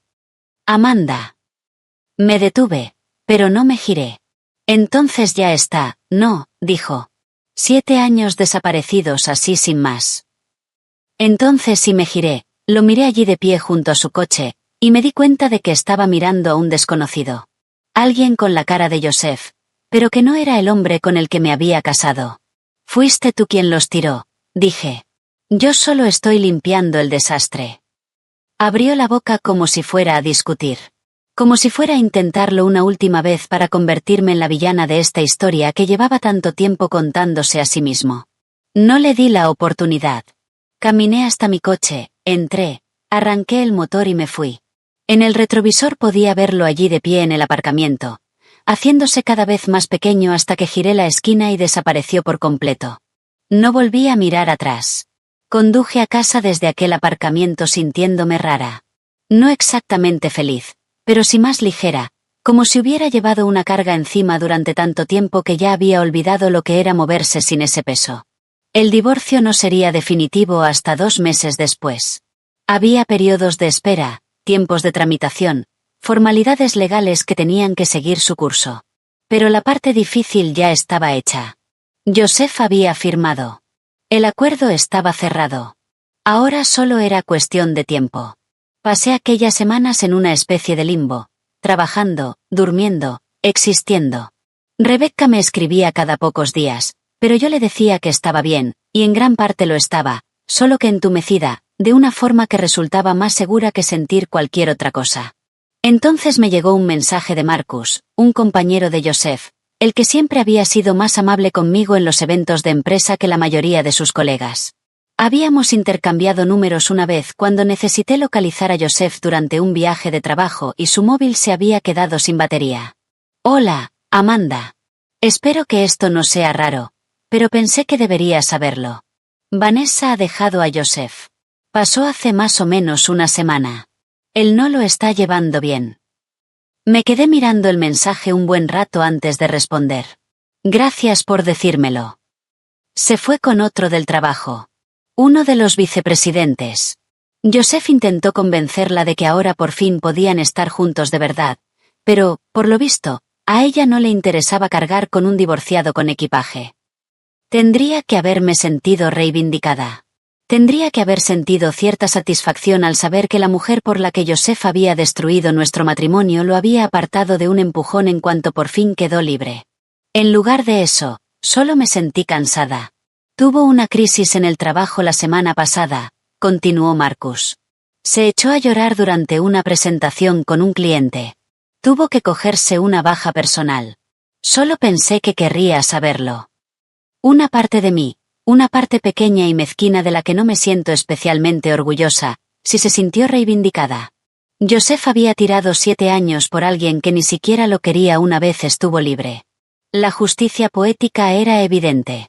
Pero una parte mayor, y eso me sorprendió, sentía algo parecido a la lástima. No lo suficiente como para cambiar nada, ni para escribirle, ni para ofrecerle consuelo, solo el reconocimiento tenue de que había destrozado su propia vida persiguiendo algo que nunca fue real. Le di las gracias a Marcus y guardé el teléfono. Lo que estuviera pasando Joseph ahora ya no era problema mío. Me volqué en el trabajo con una intensidad que no sentía desde hacía años. Acepté 3 clientes nuevos en el espacio de 2 semanas. Empecé un proyecto personal que llevaba posponiendo una eternidad, una serie de ilustraciones sobre la resiliencia, sobre reconstruirse después de que todo se venga abajo. Qué curioso que la traición pueda resultar tan inspiradora creativamente. Mi portfolio creció. Rediseñé mi web, actualicé mi presencia en redes sociales, empecé a recibir consultas de clientes más grandes con los que nunca había trabajado antes. Uno de ellos, una startup que buscaba renovar su marca, me encontró por recomendación y le gustó tanto mi trabajo que me ofreció un contrato de iguala, ingresos estables, dinero de verdad. Estaba ganando más que nunca, probablemente porque ya no gastaba la mitad de mi energía mental intentando salvar un matrimonio moribundo. El piso se volvió mío de formas en que nunca lo había sido antes. Reorganicé los muebles, aparté el sofá de la pared donde Joseph siempre había insistido en colocarlo. Pinté las paredes de un gris suave que él siempre había odiado. Decía que era demasiado deprimente. Compré arte nuevo en una galería local, piezas abstractas con colores intensos que me alegraban cada vez que las miraba. La segunda habitación, el antiguo despacho convertido en dormitorio de Joseph, pasó a ser mi espacio de trabajo. Compré un escritorio nuevo, una silla mejor, puse estanterías para mis libros y materiales de diseño. Colgué luces alrededor de la ventana porque hacían que el espacio resultara acogedor y creativo. Trabajaba hasta tarde cuando me daba la gana. Pedía comida sin sentir culpa por el gasto ni tener que soportar el juicio sobre la elección. Veía en la tele lo que me daba la gana sin que nadie suspirara al otro lado de la habitación porque había escogido mal. El silencio que durante el matrimonio me había parecido asfixiante, ese silencio pesado, sentencioso, ahora me parecía paz. Estaba sola, pero no me sentía sola. Hay una diferencia. 6 semanas después de que el divorcio fuera definitivo recibí un mensaje en redes sociales de alguien en quien no pensaba desde hacía años. Daniel Hammond, un chico con el que salí brevemente antes de Joseph, cuando yo tenía 26 años y todavía estaba averiguando lo que quería. Habíamos terminado bien, nos habíamos quedado en ese tipo de relación cordial que tienen algunas personas cuando se siguen por internet, pero casi no interactúan. Hola, Amanda. Me he enterado de tu divorcio por terceros. Solo quería saber cómo estás. Si necesitas hablar con alguien, Te invito a un café. Estuve a punto de no responder. Citas era lo último que me rondaba por la cabeza y no quería que interpretara mal mis intenciones. Pero había algo en aquel mensaje que sonaba sincero, nada amenazante, simplemente un ser humano acercándose a otro que tal vez lo estaba pasando mal. Un café suena bien, le respondí. Pero solo café. No estoy preparada para nada más. Lo entiendo perfectamente. Sábado a las 2. Quedamos en un sitio a medio camino entre nuestros barrios. Llegué primero, pedí un café con leche, y me senté junto a la ventana a ver pasar a la gente por la calle. Daniel apareció 5 minutos después. Prácticamente igual. Un poco mayor, un poco más cansado alrededor de los ojos, pero seguía siendo ese tipo tranquilo que yo recordaba. Hola, dijo, sentándose frente a mí. Gracias por aceptar quedar. Gracias por escribir. Hablamos durante 2 horas. Del divorcio, pero sin obsesionarnos con ello. De su vida. Él también se había divorciado 3 años antes. Entendía por lo que yo estaba pasando de maneras que la mayoría de la gente no podía. Del trabajo, de amigos en común, de todo y de nada. Me dijo que me veía distinta de cómo me recordaba. Distinta como. Más fuerte. Más tú. Hizo una pausa, escogiendo las palabras con cuidado. Cuando estabas con Joseph daba la sensación de que estabas interpretando un papel, de que intentaba ser quien él necesitaba que fueras. Ahora simplemente estás aquí. Joseph apagó tu luz, añadió. Da gusto volver a verte brillar. No supe qué contestar a eso, así que solo asentí. Hablamos también de su propio matrimonio fallido. Su exmujer lo había dejado por alguien que había conocido en el trabajo. Irónicamente, muy parecido a mi historia. Había pasado un año enfadado, otro deprimido, y solo ahora empezaba a sentir que volvía a ser el mismo. Todo el mundo arrastra daños, dijo. Todo el mundo tiene capítulos que preferiría olvidar. El truco está en no dejar que esos capítulos definan toda tu historia.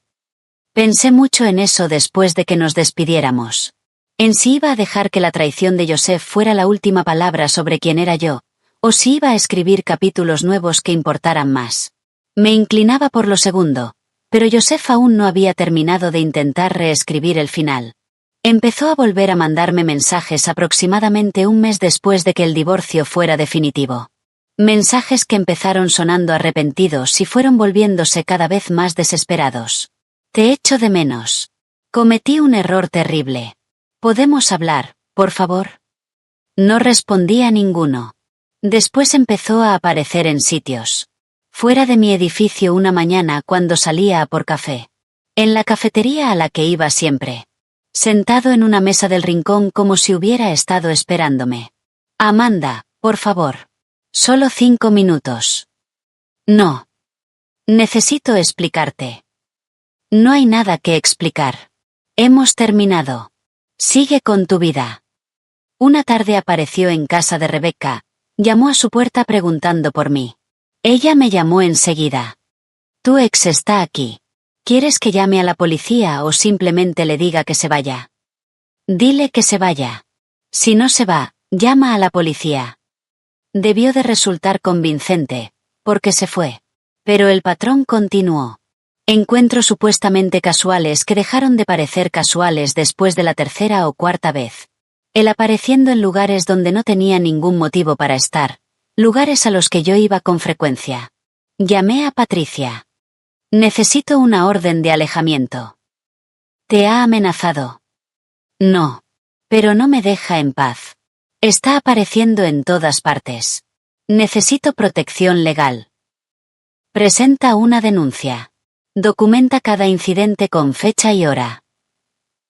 Entonces solicitaremos una orden de alejamiento temporal. Y eso hice. Anoté cada mensaje, cada vez que apareció, cada intento de ponerse en contacto conmigo después de que yo hubiera dejado claro que no quería ninguna comunicación. La vista fue rápida. El juez revisó las pruebas y le preguntó a Joseph si discutía algo de aquello. No lo hizo. Solo intentó explicarse, decir que estaba tratando de pedirme perdón, que merecía una oportunidad para arreglar las cosas. Al juez no le impresionó. Señor Parker, Su exmujer ha dejado claro que no quiere contacto con usted. Tiene que respetarlo. Concedo una orden de alejamiento temporal. Deberá mantenerse al menos a 100 yardas de la señorita Parker, de su domicilio y de su lugar de trabajo. Queda prohibido cualquier tipo de contacto. Ni llamadas, ni mensajes, ni correos electrónicos, ni comunicación a través de terceros. Cualquier incumplimiento tendrá consecuencias legales inmediatas. ¿Lo ha entendido? La cara de Joseph se descompuso. Sí, señoría. Salí de aquel juzgado sintiendo algo que no había sentido en meses. Alivio. Rebecca me preguntó esa noche si me sentía culpable por ello, por haber conseguido una orden judicial para mantener a mi exmarido alejado de mí. No, dije. Y lo decía de verdad. Había pasado 7 años adaptándome a las necesidades de Joseph, justificando su comportamiento, haciéndome más pequeña para que él pudiera sentirse más grande, pidiendo perdón por cosas que no eran culpa mía, dejando que me hiciera sentir que el problema era yo. Ya había terminado de encogerme por hombres que no saben soportar a una mujer en toda su dimensión. La orden de alejamiento funcionó. Joseph dejó de intentar contactarme, dejó de aparecer en sitios, y poco a poco, día a día, empecé a sentirme yo otra vez. No la persona que había sido antes de Joseph, sino alguien nuevo, alguien más fuerte, alguien que había sobrevivido a una traición y había salido al otro lado sabiendo exactamente lo que no iba a volver a aceptar nunca más. La orden de alejamiento creó espacio. Espacio de verdad, no el tipo tóxico que Joseph y yo habíamos desarrollado durante el matrimonio. El tipo de espacio en el que podía respirar sin preguntarme cuándo iba a volver a aparecer. En el que podía vivir mis días sin estar mirando constantemente por encima del hombro. Pero el espacio, por sí solo, no cura las heridas. Solo les da margen para existir sin empeorar. 4 meses después de que el divorcio fuera definitivo, Rebecca apareció en mi piso con café y una expresión decidida que reconocí de inmediato. «Vas a ir a terapia», anunció, dejando el café delante de mí. «Estoy bien». «Estás funcionando». Eso no es lo mismo que estar bien. Amanda, ya te he pedido cita. La doctora Sarachin, el jueves a las 3. Es con quien fui yo después de que Marcus me dejara. Es buena. Quise discutirle. Quise insistir en que había gestionado todo muy bien. Había pedido el divorcio, reunido pruebas, me había protegido económicamente, había conseguido la orden de alejamiento. Había sido racional, competente. Pero Rebecca me conocía demasiado bien. Ser racional no significa estar curada, dijo en voz baja. Y tú mereces curarte, no solo sobrevivir.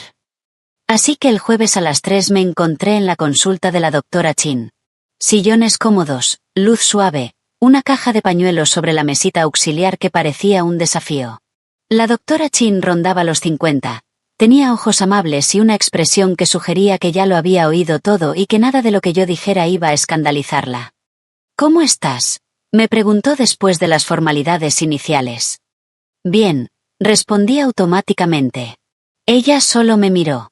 No me contradijo, no presionó, simplemente esperó en un silencio que se fue alargando cada vez más, hasta que no pude soportarlo. «Estoy enfadada», admití por fin. «Pero no con Joseph. Conmigo».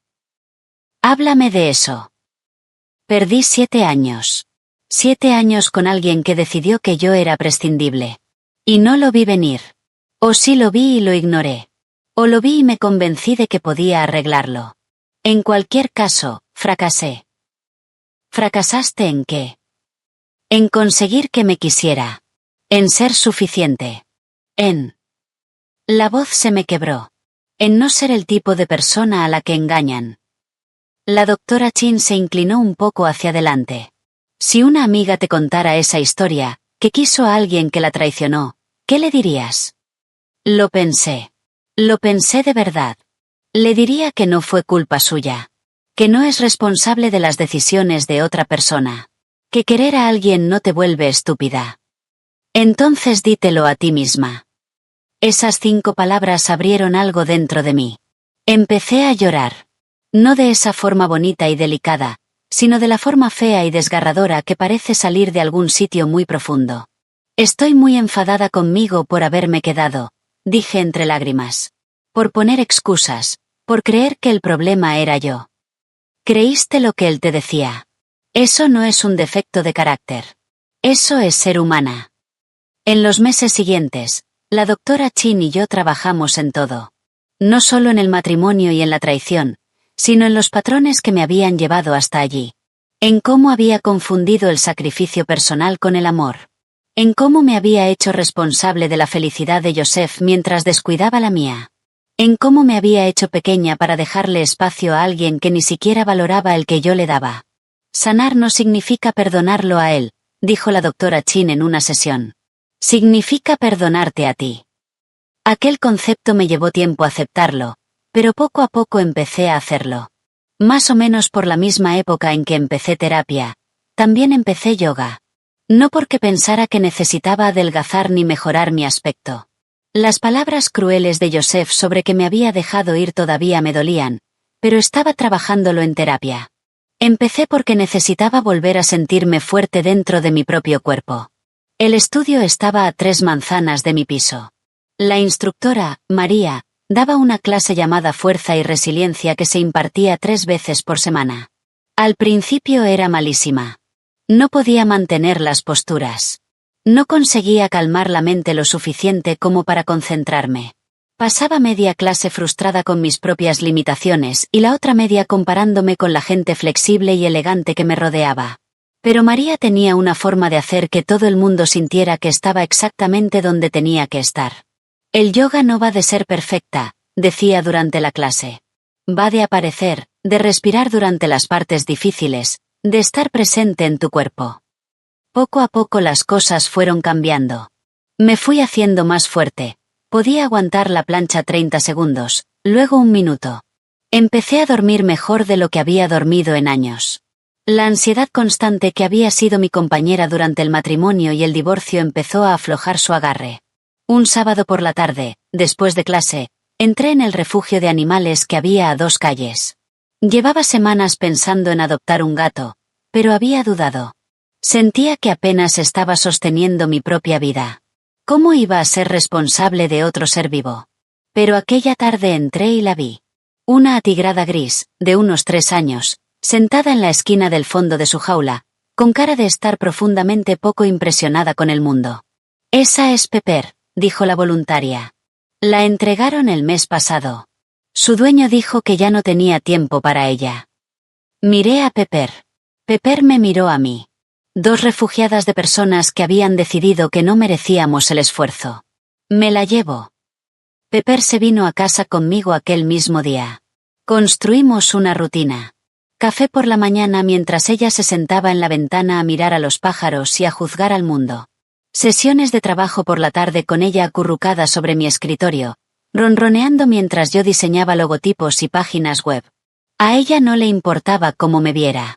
No le importaban mi éxito o mi fracaso. Solo quería comida, calor y atención de vez en cuando. Necesidades simples, necesidades sinceras. Esas sí podía cubrirlas. 8 meses después de que mi divorcio fuera definitivo, Rebecca me llamó con una noticia que me hizo feliz de verdad por primera vez en muchísimo tiempo. Estoy prometida. ¿Qué? Cuéntamelo todo. Llevaba 2 años saliendo con Marcus. Él era todo lo que Joseph no había sido.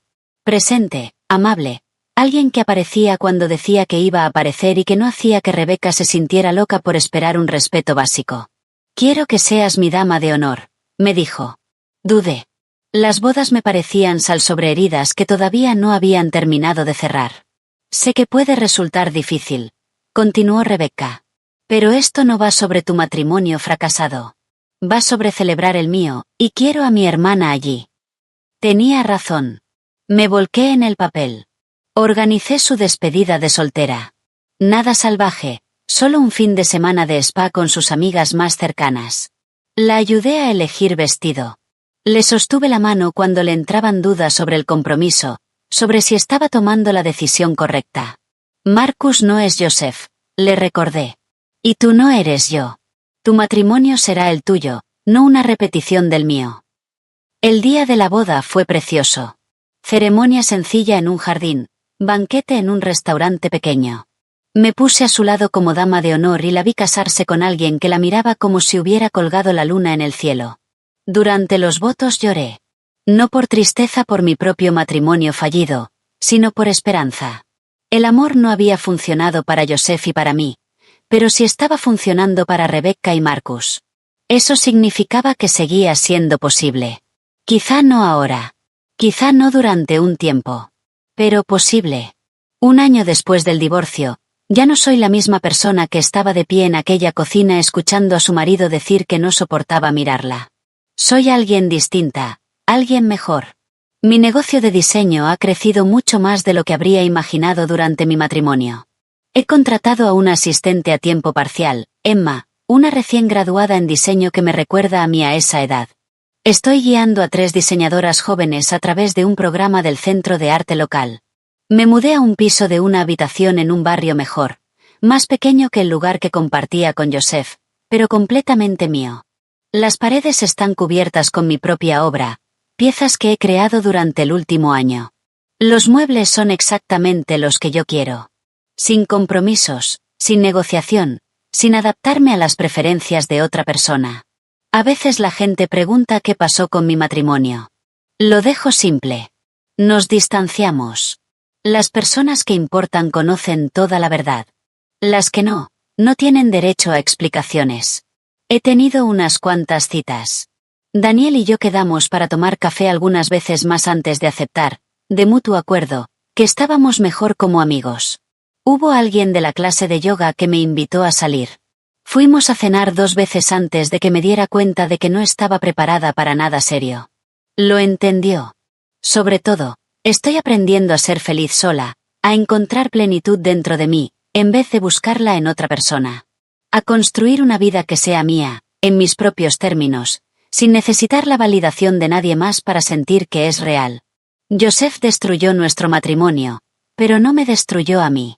Si acaso, accidentalmente me dio una libertad que no sabía que necesitaba. Libertad de dejar de intentar ser suficiente para alguien que nunca iba a verme como suficiente. Libertad de dejar de hacerme pequeña para dejar espacio al ego de otra persona. Libertad de ser simplemente yo misma, por completo y sin pedir perdón. Ahora tengo 35 años, estoy soltera, soy más fuerte que nunca, y estoy construyendo una vida enteramente en mis propios términos. Y, sinceramente, nunca he sido más feliz. Algunas mañanas me despierto en mi piso, mi espacio, mis reglas, mi paz, y siento una gratitud auténtica.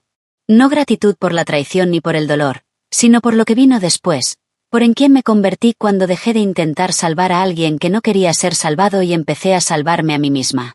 Joseph tomó su decisión cuando decidió que yo era prescindible. Yo tomé la mía cuando decidí que no lo era. Y al final me fui con algo que él nunca va a tener. La certeza de que puedo sobrevivir a lo peor que alguien me haga y salir más fuerte al otro lado. Eso vale más que cualquier matrimonio que exigiera que yo fuera menos de lo que soy. Si esta historia de cálculo frío y venganza silenciosa te tuvo agarrada a la pantalla, dale a me gusta ahora mismo. Mi momento favorito fue cuando Amanda enfrentó a Joseph con todas las pruebas y vio cómo se le quedaba la cara blanca. ¿Cuál fue tu momento favorito? Déjalo en los comentarios. No te pierdas más historias impactantes como esta. Suscríbete y activa la campanita para no perderte ninguna publicación.